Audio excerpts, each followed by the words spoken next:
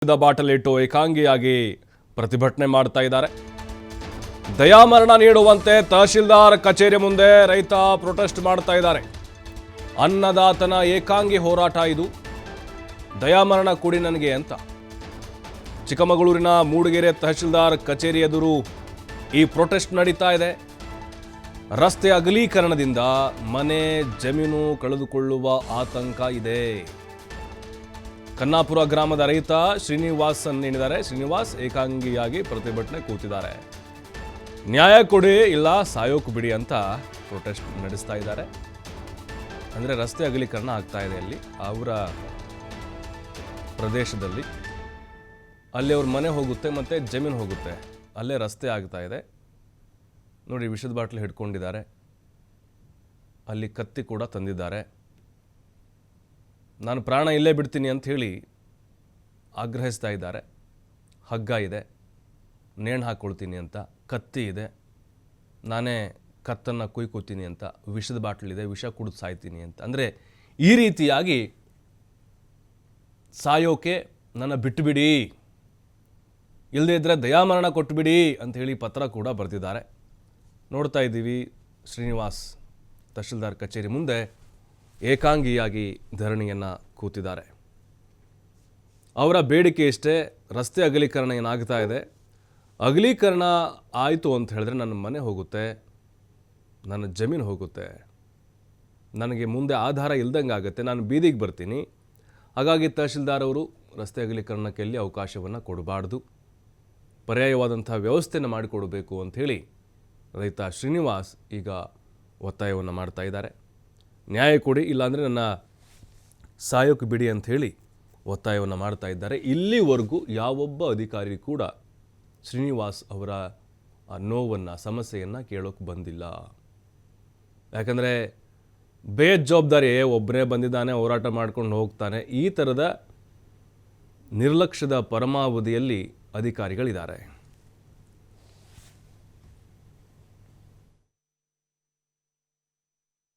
ಕೊಟ್ಟಿ ಕೊಡಿ ಅಂತ ಕೇಳಿದ್ರು.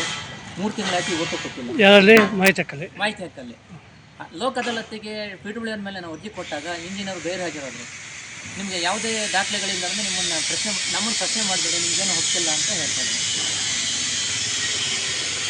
ಈಗ ಇದಿಟ್ಕೊಂಡಿರೋ ಕಾರಣ ಏನು? ನಾನು 8/1/25ರಂದು ರಾತ್ರಿ ಸುಮಾರು 9 ಗಂಟೆ ಸುಮಾರಿನಲ್ಲಿ ಜಿಲ್ಲಾಧಿಕಾರಿಗಳನ್ನ ಭೇಟಿ ಆಗುತ್ತೆ. ADC ಇದ್ದರು, DC ಇದ್ದರು, AC ಇದ್ದರು, SP ಇದ್ದರು. ಅವ್ರ ಮುಂದೆ ನಾನು ನನ್ನ ಮನವಿ ಸಹಿಸಿದೆ, ಕೊಟ್ಟೆ. ನನಗಿದೆ 40 ವರ್ಷಗಳ ಹೋರಾಟದಲ್ಲಿ ನನಗಿದೆ ಯಾವುದೇ ಇದು ಸಿಕ್ಕಿಲ್ಲ, ನಮ್ಮ ಸರ್ಕಾರದಿಂದಾಗಲಿ ಇದರಿಂದಾಗಲಿ ಯಾವುದೇ ಪರಿಹಾರ ಸಿಕ್ಕಿಲ್ಲ. ಕೊನೆಗೆ ದಯಾಮರಣ ನಾನು ಕೊಡಿ ಅಂತ ಕೇಳಿದೆ. 68 ದಿವಸ ಆಯಿತು. ಇವತ್ತು ಕೂಡ ಜಿಲ್ಲಾಧಿಕಾರಿಗಳಿಂದಾಗಲಿ, ತಹಶೀಲ್ದಾರ್ದಿಂದಲಾಗಲಿ, AC ಯಿಂದಲಾಗಲಿ ನಮ್ಗೆ ಯಾವುದೇ ಉತ್ತರ ಇಲ್ಲ. ನಾವು ಅಲ್ಲಿ ಅವ್ರು ಒಪ್ಪಿಗೆ ಕೊಟ್ಟಿದ್ದಾರೆ ಅಂತ ನಾವು ತಿಳ್ಕೊಂಡಿದ್ದೀವಿ. ದಯಾಮರಣಕ್ಕೆ ಒಪ್ಪಿಗೆ ಕೊಟ್ಟಿಲ್ಲ. ಇದರಲ್ಲಿ ಯಾವುದನ್ನು ನಾವು ಆಯ್ಕೆ ಮಾಡಬೇಕು? ವಿಷನ, ಹಗ್ಗನ ಅಥವಾ ಕತ್ತಿನ? ಇದನ್ನು ಆಯ್ಕೆ ಮಾಡ್ಕೋಬೇಕು ಅಥವಾ ಹಗ್ಗ ಹಾಕ್ಕೋಬೇಕು ಅಥವಾ ಮತ್ತಷ್ಟು ಮಾಹಿತಿ ಪ್ರಕಾಶ್ ನೀಡ್ತಾರೆ. ಪ್ರಕಾಶ್, ನೋಡ್ತಾ ಇದ್ದೀವಿ ರೈತನ ಏಕಾಂಗಿ ಹೋರಾಟವನ್ನು. ಈಗ ರಸ್ತೆ ಅಗಲೀಕರಣ ಆಯಿತು ಅಂತ ಹೇಳಿದ್ರೆ ಅವ್ರಿಗೆ ಯಾವ ರೀತಿ ಸಮಸ್ಯೆ ಆಗುತ್ತೆ? ಸೌಜನ್ಯಕ್ಕಾದರೂ ಕೂಡ ಅಧಿಕಾರಿಗಳು ಅಲ್ಲಿ ಬಂದಿದ್ದಾರಾ, ಹೇಗೆ? ಚಿಕ್ಕಮಗಳೂರಿನ ತಹಸೀಲ್ದಾರ್ ಕಚೇರಿಯ ಮುಂದೆ ಏಕಾಂಗಿ ಪ್ರತಿಭಟನೆ ಕೂಡ ಆಗ್ತಾ ಇರುವಂತದ್ದು. ಹಗ್ಗ, ಕತ್ತಿ, ವಿಷದ ಬಾಟಲ್ ಇಟ್ಟುಕೊಂಡು ರೈತನೋರ್ವ ಏಕಾಂಗಿ ಪ್ರತಿಭಟನೆ ಮಾಡಿರುವಂತಹ ಘಟನೆ ನಡೆದಿರುವಂತದ್ದು. ದಯಾಮರಣಕ್ಕೆ ನೀಡುವಂತೆ ತಹಸೀಲ್ದಾರ್ ಕಚೇರಿಯ ಮುಂದೆ ಪ್ರತಿಭಟನೆ ಮಾಡ್ತಾ ಇದ್ದಾರೆ. ಅಂದ್ರೆ ಈ ಕಾರಣ ಇಷ್ಟೇ, ರಸ್ತೆ ಅಗಲೀಕರಣಕ್ಕೆ ಸಂಬಂಧಪಟ್ಟ ಹಾಗೆ ಮನೆ ಮತ್ತೆ ಜಮೀನನ್ನು ಕಳೆದುಕೊಳ್ಳುವ ಆತಂಕವನ್ನು ಈತ ಈಗಾಗಲೇ ಎದುರಿಸ್ತಾ ಇರುವಂತದ್ದು. ರಾಜ್ಯ ಹೆದ್ದಾರಿಗಾಗಿ ರಸ್ತೆ ಅಗಲೀಕರಣ ನಡೀತಾ ಇತ್ತು. ಜೊತೆಗೆ ಈತನ ಮನೆ ಮತ್ತೆ ಜಮೀನ್ ಏನಿದೆ, ಆ ಜಮೀನು ಹೋಗ್ತಾ ಇತ್ತು, ಅಂದ್ರೆ ಆ ಹೆದ್ದಾರಿಗೆ ಹೋಗ್ತಾ ಇತ್ತು. ಇದಕ್ಕೆ ಸಂಬಂಧಪಟ್ಟ ಹಾಗೆ ಸಾಕಷ್ಟು ಬಾರಿ ಅಧಿಕಾರಿಗಳಿಗೆ ಮನವಿ ಮಾಡಿದ್ರು, ಆದ್ರೆ ಯಾವುದೇ ರೀತಿಯ ಪ್ರಯೋಜನ ಆಗಿಲ್ಲ. ಹಾಗಾಗಿ ದಯಾಮರಣವನ್ನು ಕೋರಿ ಈತ ಪ್ರತಿಭಟನೆಯನ್ನು ಮಾಡ್ತಾ ಇರುವಂತದ್ದು. ಕನ್ನಾಪುರ ಗ್ರಾಮದ IM ಶ್ರೀನಿವಾಸ್ನಿಂದ ಏಕಾಂಗಿ ಪ್ರತಿಭಟನೆ ಮಾಡ್ತಾ ಇರುವಂತದ್ದು. ಇಲ್ಲ, ನ್ಯಾಯ ಕೊಡ್ತೀನಿ ನಮ್ಗೆ, ಇಲ್ಲ ಅಂತ ಅಂದ್ರೆ ಸಾಯಲಿಕ್ಕಾದ್ರೂ ಬಿಡಿ.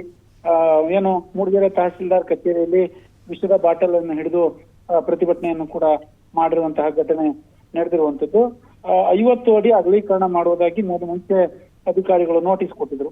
ಆ 50 ಅಡಿ ಅಗಲೀಕರಣದ ಜೊತೆಗೆ ಮನೆ ಜಮೀನು ಕಳೆದುಕೊಳ್ಳುವ ಆತಂಕ ಕೂಡ ರೈತ ಶ್ರೀನಿವಾಸ್ನಲ್ಲಿ ಮನೆ ಮಾಡಿತ್ತು.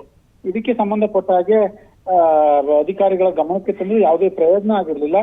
ವಿರಾಜಪೇಟೆ ಮತ್ತು ಬೈಂದೂರು ರಾಜ್ಯ ಹೆದ್ದಾರಿ ಏನಿದೆ, ಆ ರಾಜ್ಯ ಹೆದ್ದಾರಿಯ ಅಗಲೀಕರಣದ ಸಂದರ್ಭದಲ್ಲಿ ಕೂಡ ಇದಾಗಿರುವಂತದ್ದು.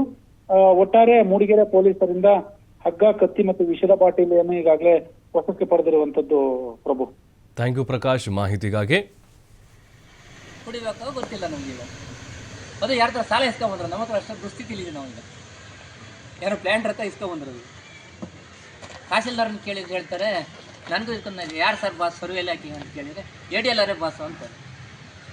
ನನಗೆ ತಾಲೂಕು ತುಂಬ ಹೊರ ಇದ್ದಾವೆ, ನಿಮ್ದು ಒಬ್ಬರದೇ ಸಮಸ್ಯೆ ಅಲ್ಲ ಅಂತ ಹೇಳ್ತಾರೆ. 40 ವರ್ಷದ ಸಮಸ್ಯೆ ಸ್ವಾಮಿ ಅಂದರೆ ನಂಗೆ ಗೊತ್ತಿಲ್ಲ ಅಂತಾರೆ. ಅದು ಹಿಂದೆ ಯಾರು ಮಾಡಿದ ತಪ್ಪು ನಾನು ಜವಾಬ್ದಾರಲ್ಲ ಅಂತ. ಅವ್ರನ್ನ ಕೇಳಿದೆ, ಸ್ವಾಮಿ ನಿಮ್ಗೆ ಹೆಸರೆಲ್ಲ ಬಂದಿದೆ, TV-ಲೆಲ್ಲ ಬಂದಿದೆ, DD 1ನಲ್ಲಿ ಬರ್ತಾ ಇದೆ, ಒಳ್ಳೆ ಉತ್ತಮ ಅಧಿಕಾರಿ ಅಂತ ಬರ್ತಾ ಇದೆ ಅಂದರೆ ನನ್ನ ಇದಕ್ಕೆ ಮಾತ್ರ ನಾವು ಅದನ್ನು ನಾನು TV-ಲಿ ನೋಡಿದ್ದೆ ಅಷ್ಟೇ ಬಿಟ್ಟರೆ ಇಲ್ಲಿ ನನಗೆ ಯಾವುದೇ